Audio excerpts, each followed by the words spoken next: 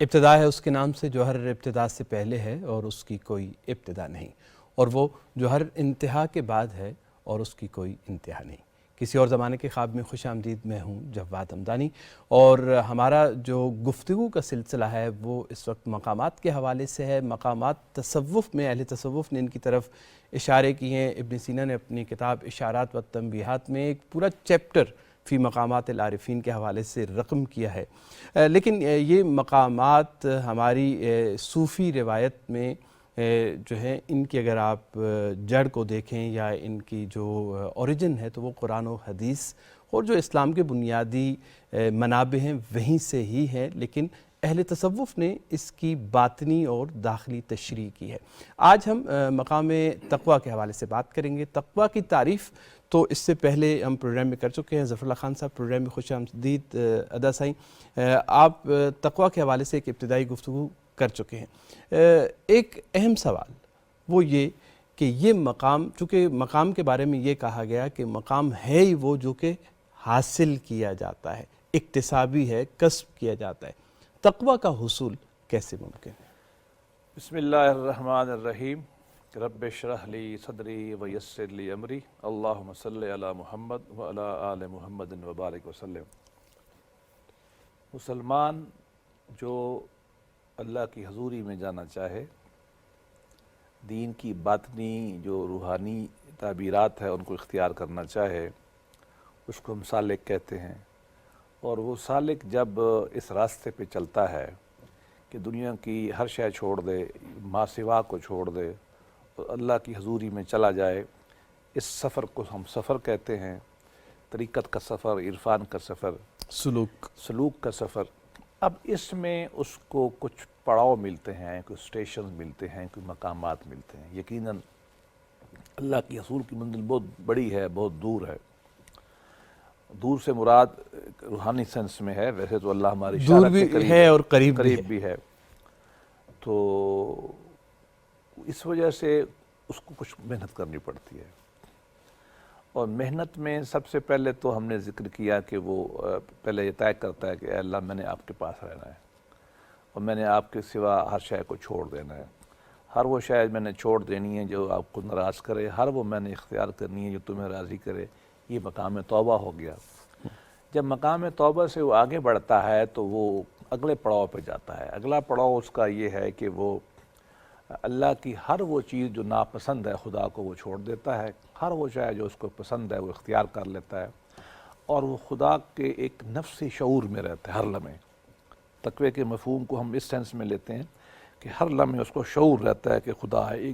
تقوی خوف کے معنی میں نہیں لیتا، لیکن ایک مفہوم خوف کا ہے یقیناً اللہ کا، لیکن اللہ کا حیا کرنا، اللہ کی بات کو ہر لحاظ سے قبول کرنا، یہ ساری چیزیں اس میں شامل ہیں۔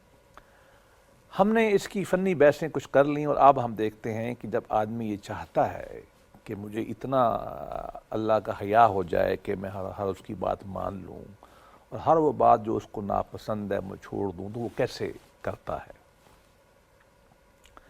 سب سے پہلی بنیادی بات تو ہمارے ہاں جو کہی جاتی ہے کہ محبت میں اطاعت شرط ہے۔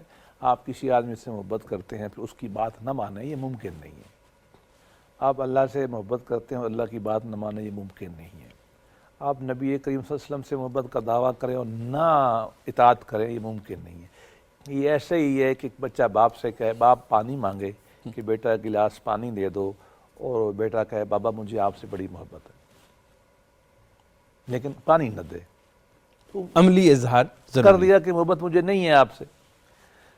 تو تقویٰ کے راستے میں چلتے ہوئے سب سے بڑی بات، سب سے پہلا بات یہ ہے کہ اللہ پاک نے جو احکامات دیے ہیں، جو باتیں کمانڈمنٹس ہیں اس کی، کہ یہ کرو، یہ کرو، وہ کرے اس کو۔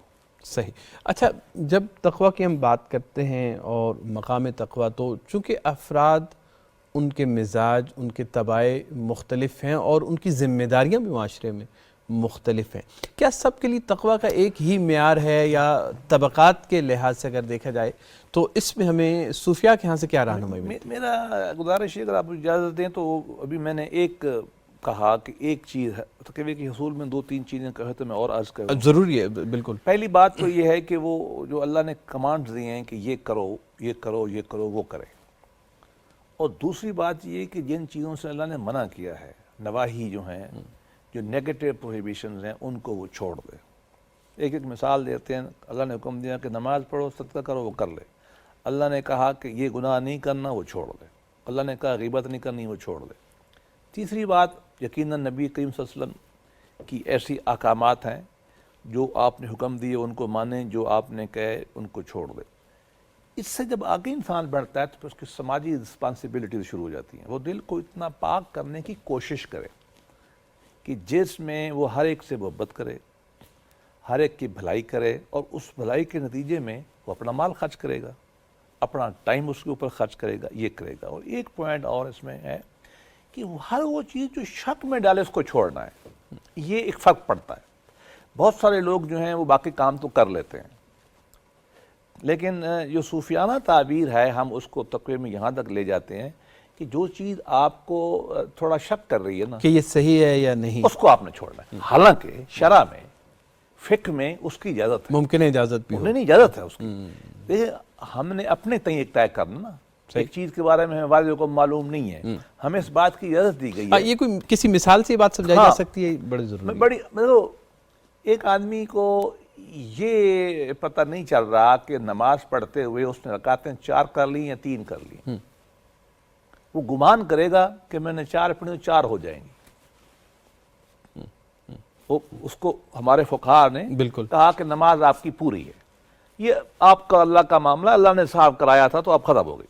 صوفی کیا کرے گا, وہ کہے گا نماز ہوئی نہیں میری. کیوں؟ 2 وجہ سے. ایک تو یہ شک میں پڑ گیا کہ 3 ہے یا 4 ہیں, تو دوبارہ پڑھے گا اس کو, ٹھیک. اور دوسرا اور سٹل پوائنٹ, وہ کہے گا میں اس غفلت میں تھا کہ مجھے احساس نہ ہوا کہ 3 ہے یا 4 ہیں, تو چھوڑ دے گا اس کو. حالانکہ نماز میں اگر آپ کو مطلب اس طرح شرعی اور فقہی لحاظ سے اس کی بالکل نماز جائز صحیح ہے. ہے. انسان کی کمزوری کو دیکھا ہے نا فقہاء نے, بہت اچھا کام کیا. لیکن صوفی کہے گا کہ نہیں یہ نہیں ہے, اب مجھے شک پڑ گیا تو میں دوبارہ پڑھوں گا. اب اسی طریقے سے آپ کی حرام و حلال میں بھی آتا ہے. آپ کے ہاں مثلا یہ جائز ہے کہ آپ کہیں باہر جاتے ہیں اور بورڈ لگا ہوا ہے اور وہ کہتا ہے کہ حلال بکتا ہے. بہت حد تک امکان ہوتا ہے آپ کو پتا ہے کہ وہ حلال نہ ہو. ویسٹ میں تو عام بات ہے یہ. فقیہ کے لیے, مسلمان کے لیے جائز ہو گیا.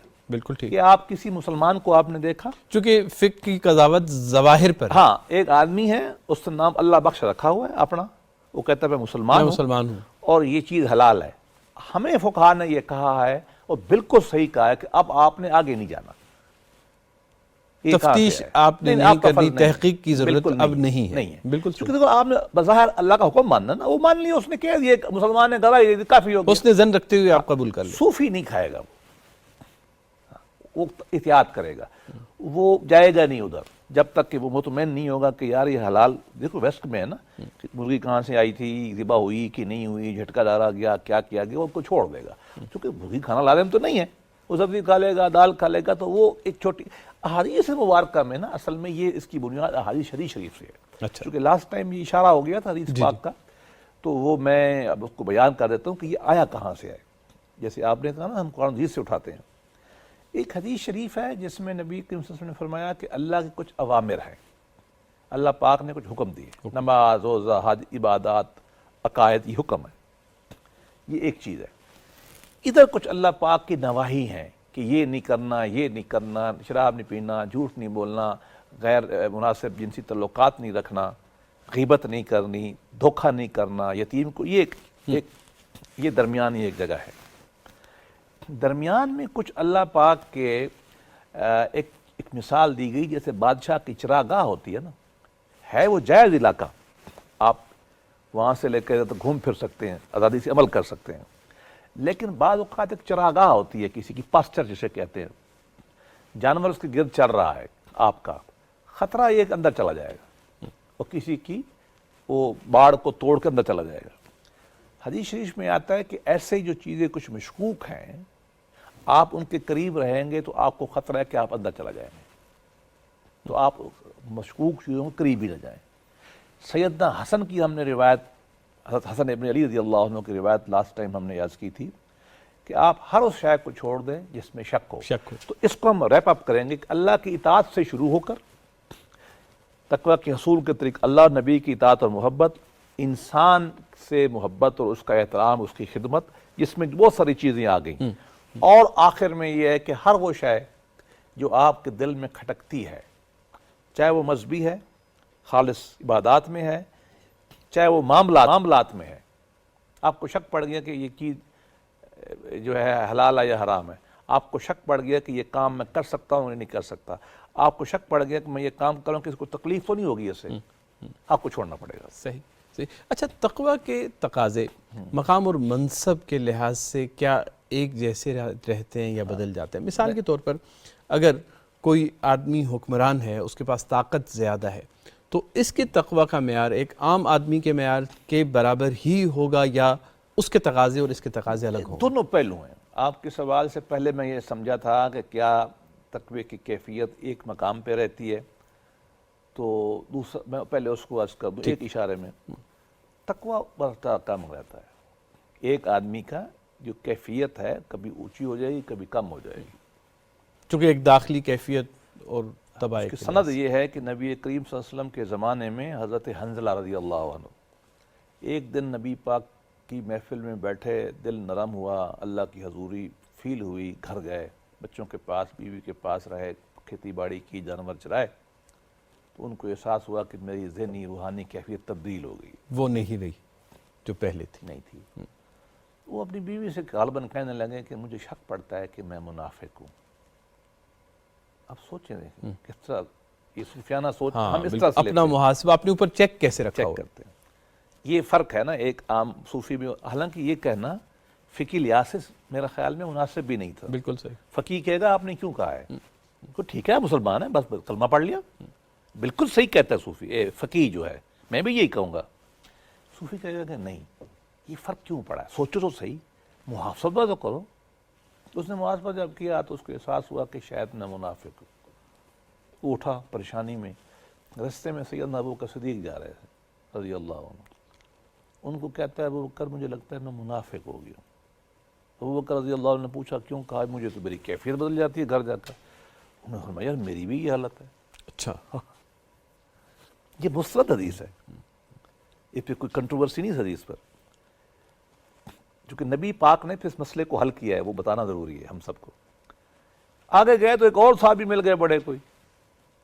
انہوں نے دیکھا کہ دو بندے پھر رہے ہیں اور شکل سے پریشان لگ رہے ہیں، تو پوچھا. جب انہوں نے ایکسپلین کیا تو تیسرے صحابی چوتھے نے بھی غالباً یہی کہا کہ بھئی ہماری بھی یہ کیفیت ہے. وہ سب پریشانی میں نبی کریم صلی اللہ علیہ وسلم کی محفل میں پہنچ گئے.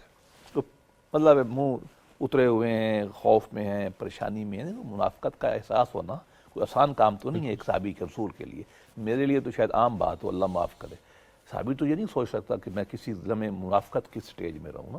منافقت ہوتی کیا ہے؟ دوئی، بالکل، اللہ اور اللہ کے علاوہ کسی کو ملا دینا، یہ منافقت ہے نا. اندر کچھ اور ہے، باہر کچھ اور ہے. دوئی ہے نا. بالکل. ہاں، کہتے ہیں آپ اللہ والا ہیں، کب کہتے ہیں محمدی ہیں، اعمال ابو لہبی ہیں. کہتے ہیں آپ اپنے آپ کو حسینی ہیں اور اعمال آپ کے حسین کے مارنے والوں کی ہیں. تو یہ ایک منافقت اس سینس میں. یہ کریم صلی اللہ علیہ وسلم کی محفل میں پیش ہوئے، کہنے لگے کہ یا رسول اللہ ہمیں لگتا ہے ہم منافق ہو گئے. حضور نبی کریم صلی اللہ علیہ وسلم بڑے شفیق تھے. آپ نے پوچھا جی کیا بتاؤ تو صحیح، وہ کیا گیا یار آپ تو، مطلب میں تھوڑا الفاظ بنا رہا ہوں، حضور نے شاید الفاظ تو نہیں کہے، مراد یہی تھی کہ بھائی آپ بڑے اچھے لوگ ہو، میرے محبت کرنے والے ہو، یہ کیا احساس ہو گیا آپ کو؟ پیار سے کہا ہوگا شاید. تو انہوں نے فرمایا بھی ہمارے ساتھ تو یہ ہوتا ہے، آپ کی محفل میں ہیں تو بہت اونچے ہیں روحانی مقامات، بیوی بچوں گھر کاروبار میں جاتے ہیں تو نیچے آ جاتے ہیں. اب یہ دو باتیں آپ نے ارشاد فرمائی بڑی مختصر. یہ ہم سے یہ بھی سبق ملتا ہے کہ ہم جو لمبی لمبی باتیں کرتے ہیں نا منبر رسول پہ بیٹھ کے، یہ بھی غیر مسنون طریقہ ہے. نبی بہت کم بات ہے، یہ اتنی سخت بات ہے کہ اتنے بڑے صحابہ کو ابو حنظلہ کا بڑا مقام ہے. نبی پاک صلی اللہ علیہ وسلم نے فرمایا تھا کہ جو منافق ہے نا یہ ہمارے پاس پھر رہے ہیں، حضور نے صرف ابو حنظلہ کو بتایا تھا. اچھا، کہ یہ منافق ہے. اتنا قربت تھی حضور سے، ابو بکر کی قربت، لیکن ان کو بھی احساس ہو گیا. تو اب نبی پاک صلی اللہ علیہ وسلم ان کی خوف کو دور کرنے کے لیے لمبا خطبہ ارشاد فرما سکتے تھے نا. آپ نے 2 لائنیں کی, 2 چھوٹی چھوٹی. ایک پہلی لائن, اگر آپ کی وہ کیفیت رہے جو میرے پاس ہے, وہی ذہنی کیفیت گھر میں جاتے رہے, کاروبار میں وہی کیفیت رہے, تو رستے میں فرشتے آپ کے ساتھ مصافحہ کریں گے. مراد کیا ہے؟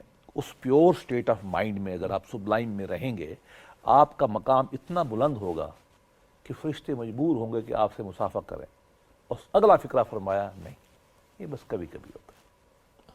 مطلب کیا ہے کہ ابو بکر رضی اللہ عنہ جیسے انسان کا جو سنی روایت میں نبی کے قریب تر ہے, صحیح, میجارٹی ویو کے مطابق, وہ یہ کہہ رہے ہیں کہ مجھے شک پڑ گیا, تو گویا کہ ان کا بھی تو ایمان اوپر نیچے تقوی کی کیفیت ہو رہی نا. انفرنس یہ ہے اس کے اوپر کہ ان کی بھی ایک ذہنی کیفیت اوپر نیچے ہو رہی, اور اللہ کے نبی کہہ رہے کہ یہ نارمل ہے, اور فرمایا کہ کبھی کبھی, ہاں کبھی کبھی, یہ بات جو ہے نا خاص کیفیت آپ کی وہ کبھی کبھی ہوگی. تو یہ ایک فرد کا بدل سکتا ہے. دوسرا جو آپ نے کہا نا کہ وہ کہ کیا مقام اور منصب کے لیے, کیا منصب, مقام, علم, کیفیت کے حساب سے بھی, بالکل آپ نے اچھی بات کہی. ہم اس میں غلط فہمی میں شکار ہو جاتے ہیں. ایک اصول یہ ہے کہ ہر آدمی سے حساب اور ہر آدمی سے توقع اس کے مقام کے مطابق کی جائے گی. اس کی استطاعت, مقام, مرتبے کو دیکھ کر. ایک آدمی کھیتی باڑی کرتا ہے گاؤں میں, اب میں بھی گاؤں سے ہوں, بالکل صحیح, وہ کھیتی باڑی کرتا ہے, صبح بیچارہ جاتا ہے, ہل چلاتا ہے, وہ شام کو چارہ کاٹتا ہے, بھینسوں کو ڈالتا ہے, صفائی کرتا ہے, یہ کرتا ہے. اب آپ اس سے کہیں کہ تمام نوافل پڑھے گا, اشراق پڑھے گا, تہجد پڑھے گا, یہ غالباً آپ اس سے زیادتی کر رہے ہیں. دین اس سے یہ بات نہیں چاہتا. اس کی اتنی بات کافی ہے کہ نماز کے وقت آئے, چھوڑ کے نماز پڑھ لے, آپ کو حدیث میں اس کے بارے میں تعریف ملے گی. اس کو ایک آئیڈیل کے طور پہ پیش کیا گیا ہے کہ جس نے تھوڑا سا کام چھوڑا, نماز پڑھی, پھر کام میں لگ گیا. اس کا وہ کام ہم کہیں گے کہ ٹھیک کرو. اس سے اچھا ایک عالم دین ہے جو مسجد مدرسے میں بیٹھا کوئی کام نہیں کرتا سوائے تدریس کے اور تفکر کے.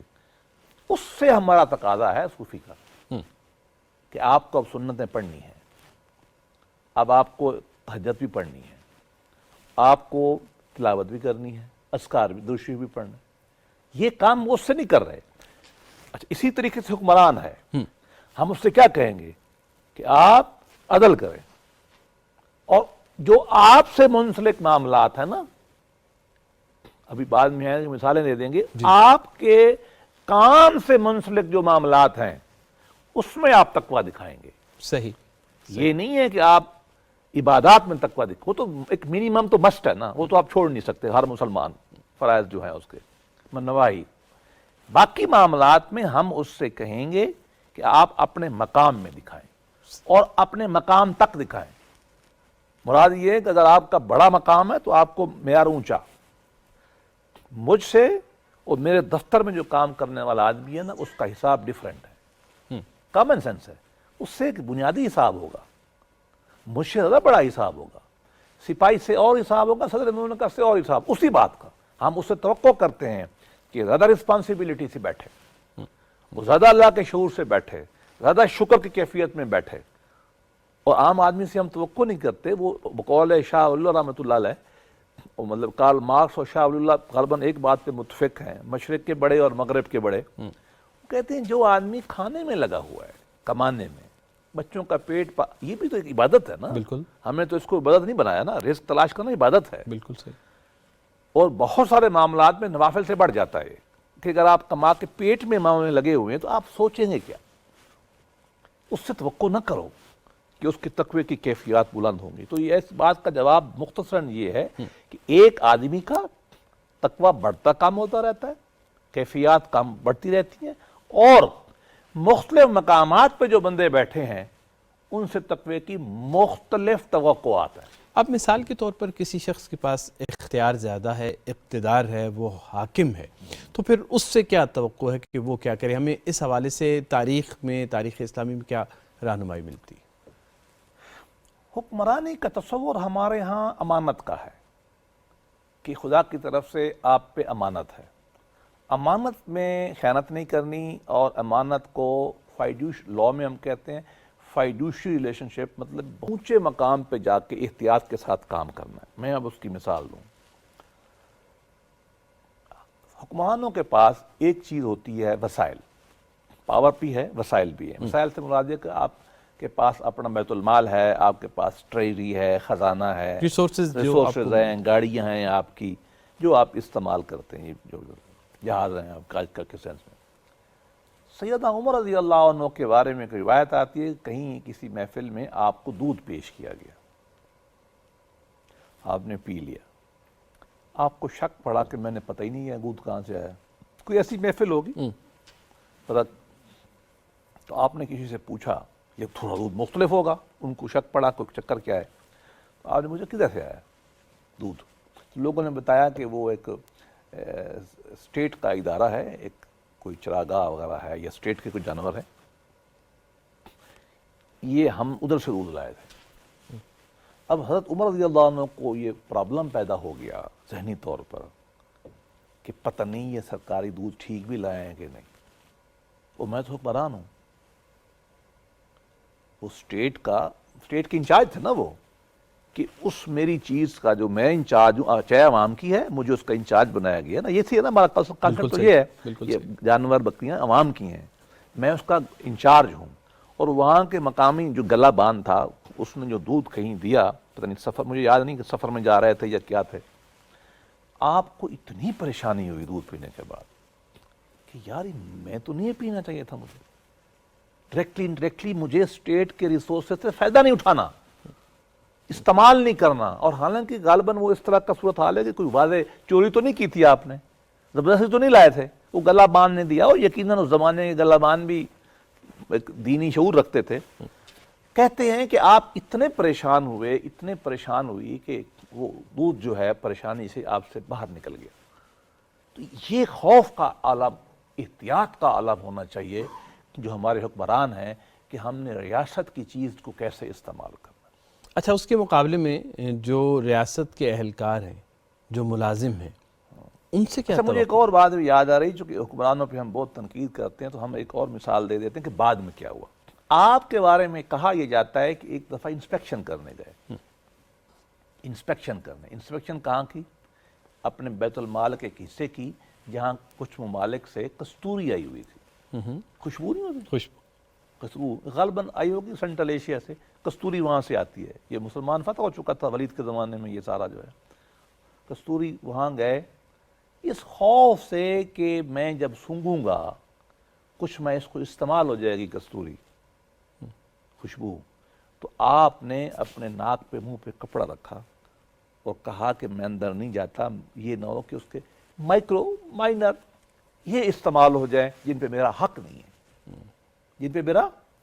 ہے، تو مسلمان جو ہے حکمران، اس کا جو مقام احساس ہے وہ بہت بلند ہے، کہ اللہ کا احساس اس کو اتنا ہوگا کہ وہ جو اس کے ذمے امانت لگائی گئی ہے عوام کی، اس کے اندر وہ انتہائی محتاط ہوگا۔ ادا صاحب، چونکہ یہ گفتگو ابھی ناتمام ہے اور اس کے بہت سارے پہلو ابھی باقی ہیں، تو باقی موضوع جو ہے اسی کو ہم اگلے پروگرام میں جاری رکھیں گے، اور آپ کی تشریف آوری کا بے انتہا شکر گزار ہوں، بہت بہت شکریہ تشریف آوری کا۔ ناظرین، اس کے ساتھ ہی پروگرام کا وقت ختم ہوا، لیکن مقام تقویٰ کے حوالے سے ہماری گفتگو اگلے پروگرام میں بھی جاری رہے گی۔ فی الحال اجازت دیجیے، خدا حافظ۔